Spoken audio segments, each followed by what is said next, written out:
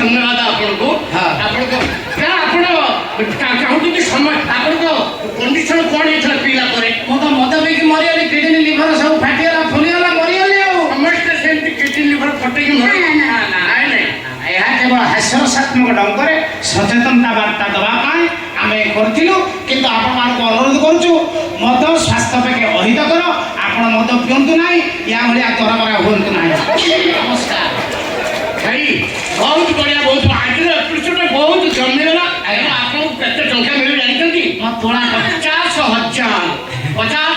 ଟଙ୍କା। କ'ଣ କଲ ତମେ? ବଢିଆ। ଭାଇ ଭାଇ ଭାଇ ଆଉ ଗୋଟେ ଅନୁରୋଧ ରହିଲା, ଆସନ୍ତା କ୍ୟାମ୍ପ ଆମର ଯୋଉ ପଥପ୍ରାନ୍ତ ନାଟକ ହବ, ସେ ବାଇକଟା ଆପଣ ଦେବେ। ଆପଣ ଆସନ୍ତା କ୍ୟାମ୍ପଟା କୋଉଠି?